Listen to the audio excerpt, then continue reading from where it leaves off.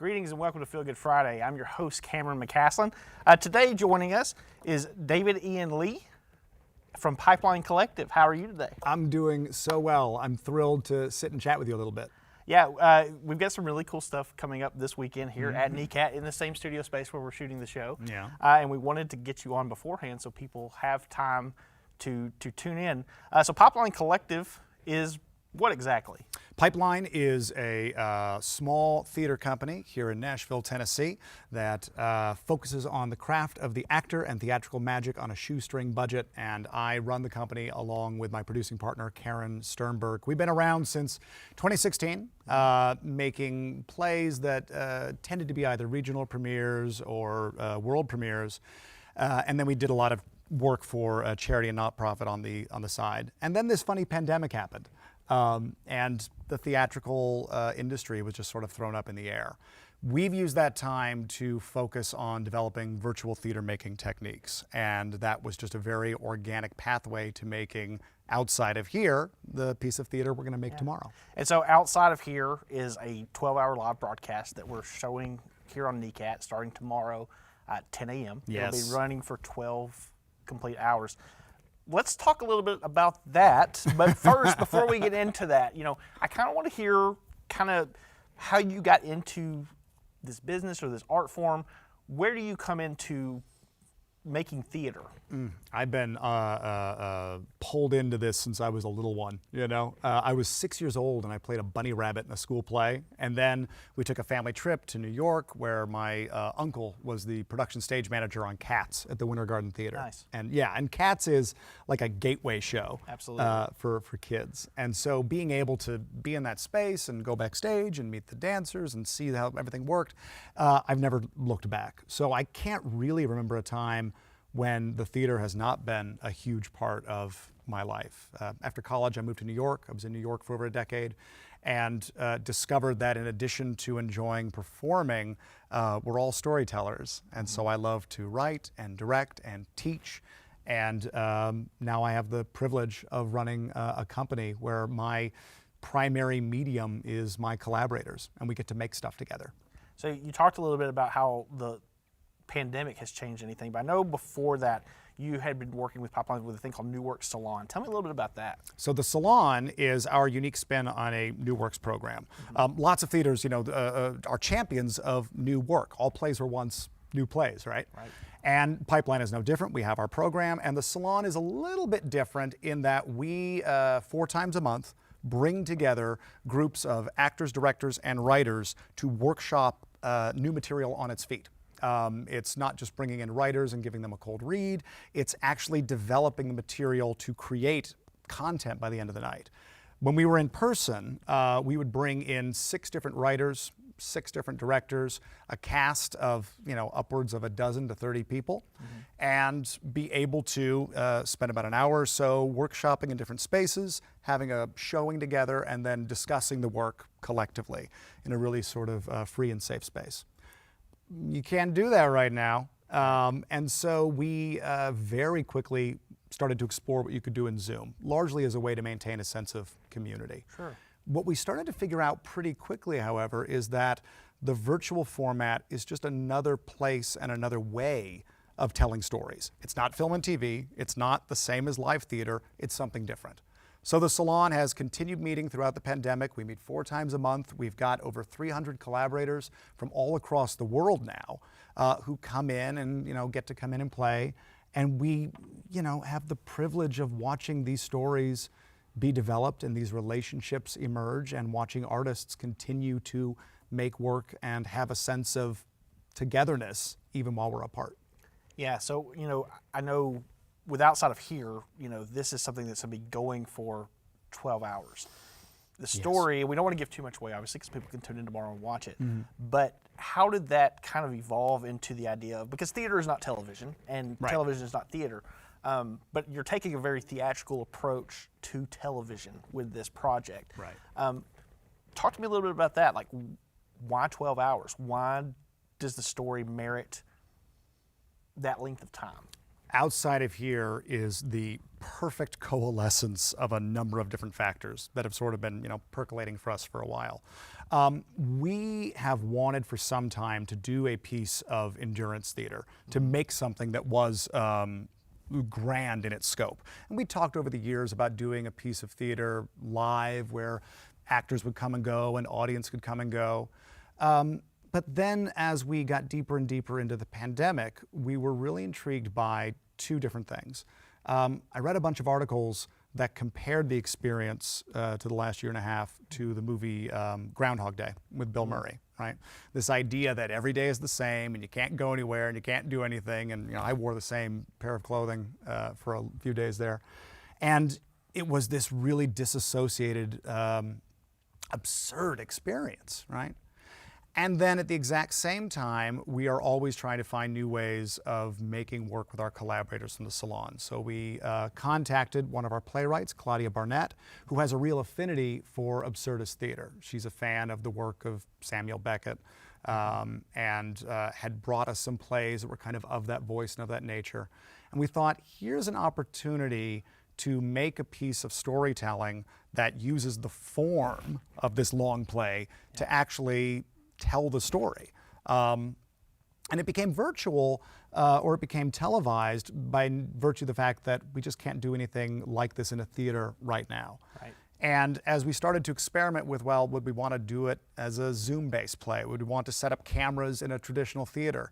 And we were heartened by a conversation we had with J.R. Robles, who is on our TD for Outside of Here and a frequent Salon collaborator. He said, Cameron over at NECAT loves the theater and is interested in finding ways of finding that sweet spot of theater and television.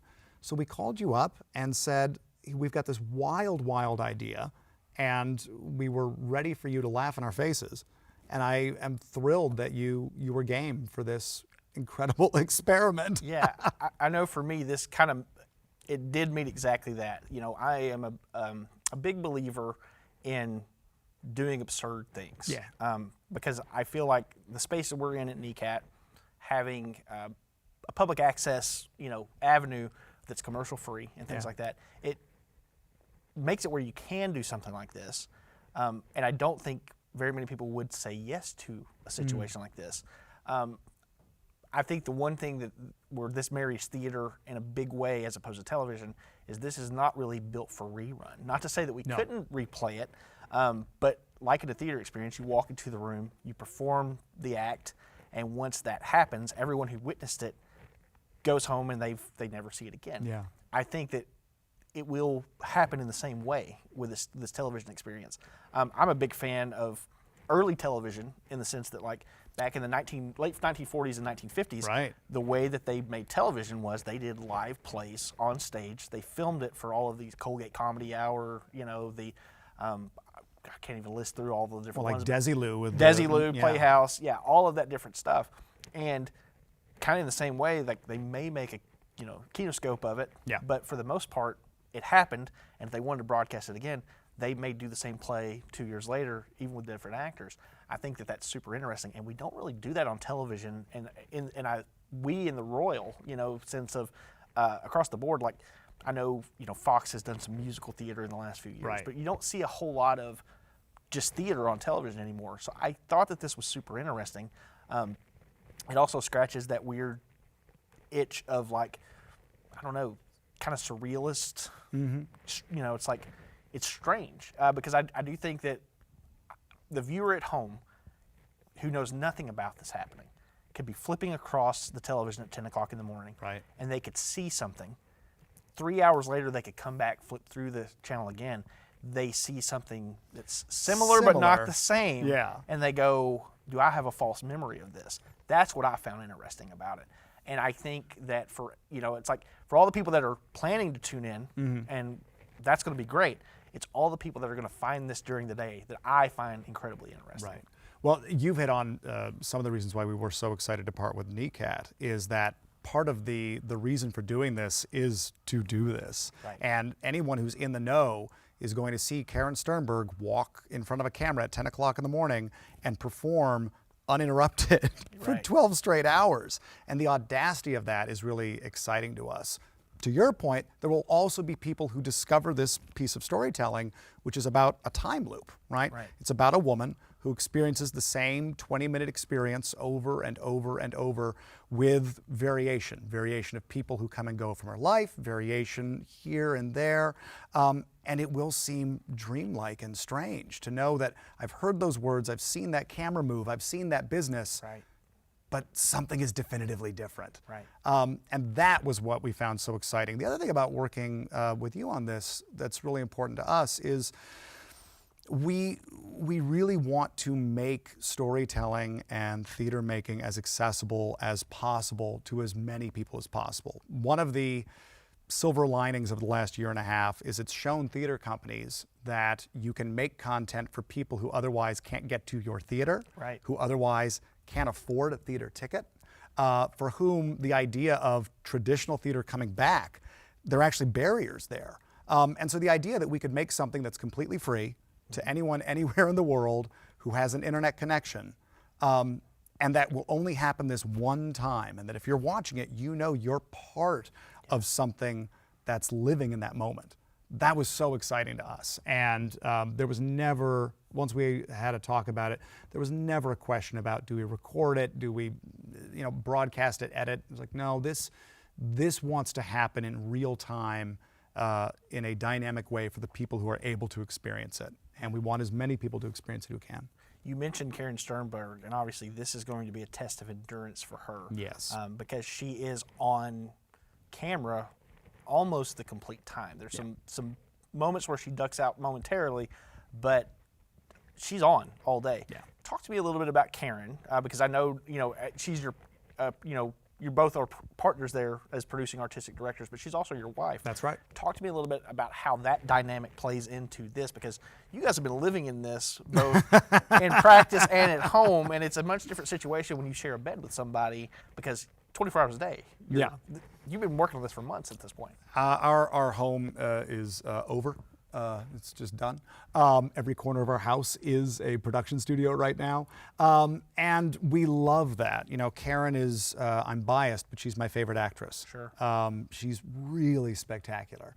And I think that people will really enjoy watching her do something that you've never seen anyone do before.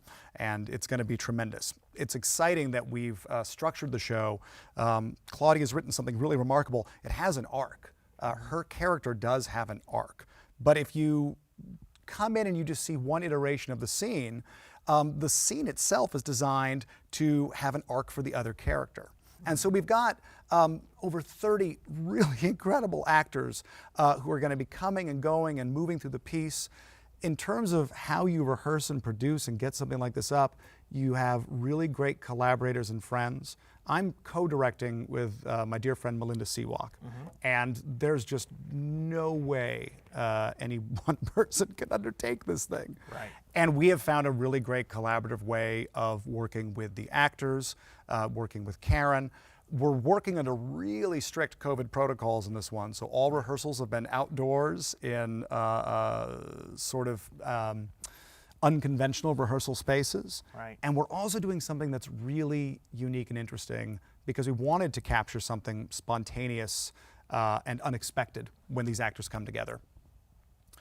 Most of these actors haven't seen Karen in 2 years. Right. They haven't touched Karen in 2 years. And we wanted to preserve that moment for the show, which means that we're rehearsing Karen and the actors separately, using stand-ins, using actors who've zoomed in from out of town. Melinda and myself, we get up and work together. So it means that everyone has been just incredibly gracious and generous to take this big experimental leap. And when we put Karen and the actors together tomorrow, we'll make something that never has been. Right. It's a small sacrifice for our kitchen table to be a mess, for our backyard to be a rehearsal studio. It's a very small sacrifice for our home to be disrupted to make something that special and unique. On your day-to-day, though, like how much of the conversation in your household, because I can imagine if you're doing this, you're sitting there at night brushing your teeth together and you're Oh, yeah. talking about it. If you're eating your oatmeal in the morning, you're talking about yeah. it. Because you started directing this the moment you decided to do it. Yeah. And how that all plays into this. But like you said, you're with Karen the majority of the time, pandemic being what it is, and still. But you also got all these other actors, and that's the thing that I also thought interesting, because it would be simple enough if you said we're going to have a group of one person or four people or six people. How many actors total do we have coming through on this? I have to remember the count. I believe it's 33. Yeah. It's 33. And each of those actors has been rehearsing independently with either Melinda or myself, or sometimes the two of us together. They get the privilege of not living with me, so they get to go away. Karen and I, one of the first things we talk about in the morning, after we've talked about our very fortunate lives and our beautiful son and how much we love the world, we do go to either logistics mode, because Karen is a producing artistic director, or we go to creative mode. And it takes some discipline to find stopping points and to know when you're no longer being productive because it's late o'clock at night and you now need to segue to making lunch for an 11-year-old or grading papers or doing your job. But that's been the last year and a half. It's kind of been work and home at the same time all the time. And I think that's what this is, right? I saw a meme that was great. It said there's no such thing as working from home. There's you're at home trying to work. Yes. And we are a literal mom and pop theater company. So we're very accustomed to our hall closet just being full of costumes or props, or the kitchen counter becoming a place where like models and sketches and things all kind of live. That's exciting to us. The theater is it's like air or it's like water. It is an essential thing. And to have that opportunity to make this, it's a good kind of tired to have. Yeah. And we're thrilled and exhilarated by it. I look at just the way whenever we did the walkthrough over a week ago at this point, right, where we moved 60 bodies through this building, yep, through COVID protocols. Like right now, me and you are unmasked because we're on camera. Yep. But here at the NECAT studio, within the common areas, we're all going through that kind of stuff right now. And everybody working outside of here, top to bottom, is fully vaccinated, and everyone's doing at least one, if not multiple, COVID tests. I had my second COVID test today. Yeah. So the protocols on this we have taken very, very seriously, because to make theater right now, you have to be both innovative and ethical. Yes, absolutely. How have your actors responded, not only to that portion of it, but just the idea of when you put the call out to say we're putting on a show, right? It's like if the time is right to do this. Is there anybody that came with the concern you hadn't thought about, or anybody that because I would imagine there's a lot of people that are just thankful to be able to participate again, right? Because actors need to act, But is there anything that you've been able to see through this experience? Because I just don't know how we go back to the way things were ever again. I don't think we can. Right. Right. If we don't learn and grow from this, what a tremendous loss of potential, right? And an aspect of the virtual and the hybrid space will always carry with us. Our actors have been so gracious about the COVID protocols, and we've had a number of performers just express gratitude that we're doing something with this degree of stringency. This cast is amazing, because whenever Pipeline has put out an ask to invite somebody to come make with us, we use a very unconventional rehearsal process anyway. We like for the paint to be wet, we like working without a net, and we say to everybody who comes aboard, we're not going to monopolize your time, but that also means that this is going to move fast and furious, because we want to capture something spontaneous and real. Right. This project even more so. And what's amazing about this cast is in our very first email, we said, we're making something. Here's the date when we're making it. It's going to be, I think we shared all of our COVID protocols at that time, but we didn't share the title, we didn't share the concept, we didn't share exactly what they'd be doing. We gave them very, very broad strokes and said, we're asking you to take a big risk and come play. and have faith that we're going to make something that is truly one of a kind. And man, these are tremendous, tremendous actors working on this piece, who have been game and bold. And one of the challenges is that each time their character hits the stage, it's their scene. Right. And it's a lot to ask someone to bring both barrels for this uninterrupted 20-minute performance period, knowing you're stepping into a space with someone who's already been going for 2 hours, 4 hours, 6 hours, 10 hours. Yeah. And these actors are just tremendous, you know. What's your biggest fear about doing a live show that's 12 hours long at this point? Because we're at go time. Oh yeah, like there's no turning back. You know, I think that if it wasn't frightening, there'd be no point in doing it. There's a great quote by David Bowie that I wrote on my door this morning that I'm going to mangle completely. But Bowie was one of my favorite artists. And he said that if you feel safe in the space where you're working, you're not working in the right space. When you go out deep enough that you can barely see the shore and your feet can't quite touch the bottom, now you're in the place where you're ready to do something interesting. And so we're taking huge leaps on this one. And something unexpected and exciting is going to happen. And in the moments where what's not supposed to happen happens, that means something real is going to happen. And that's always great in theater. Yeah. I don't even want to ask you where you go after this, because obviously the show is the show, Yeah. and it hasn't happened yet. Yeah. But I will ask you, how do you hope the viewer at home remembers this Sunday, the day after, a year from now? Yeah. If they run into you at the grocery store here in town and say, I saw you do a thing one time, what do you hope that they pull from this? Well, that's a great question. You know, in terms of what's going next, Pipeline's always thinking of what's next, and I think it drives Karen crazy, because we always say, we're taking a break after this one, and we're going to do something that's a little bit smaller next time. And a few shows ago, we put 2 tons of sand on stage. And then after that, we did this giant musical extravaganza and had costumed Star Wars characters come out to be in the show. Santa Claus was there too. And it's now always this. good when you can get Santa. Santa and Darth Vader standing side by side. It was a perfect night. So we're thinking of something next, but I'll get in trouble if I give that any more voice. In terms of what I hope people take from this, I hope that this speaks to something that we've all shared over the last year and a half, for which language fails us. Mm-hmm. Claudia's writing is so beautiful and precise and poetic. I think that the play captures something that is otherwise intangible about this really brutal experience. And the show ultimately is about hope and remembering that the thing that is of value in this world is one another. If people leave with just a little bit more of a sense of that, I think that's great. One of my favorite writers in the whole world is a playwright named Mac Rogers. He's a buddy of mine.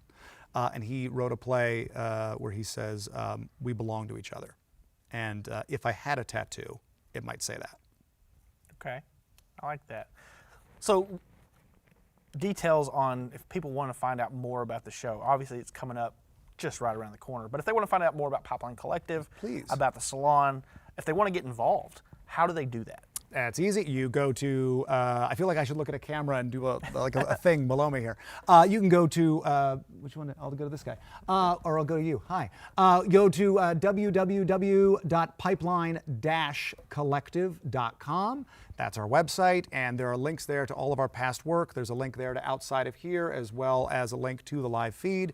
But you can also link to the salon, where we invite you, of course, to come play and make some virtual theater with us, and some theater in person, hopefully at a time that's not too far in the future. Yeah, and I guess that's the big thing for me at this point, is just like, we're not out of the woods yet. No. We found that out very recently. And, you know, for a moment, it felt like we were going to be on the other side of this. June was nice, wasn't it? It was.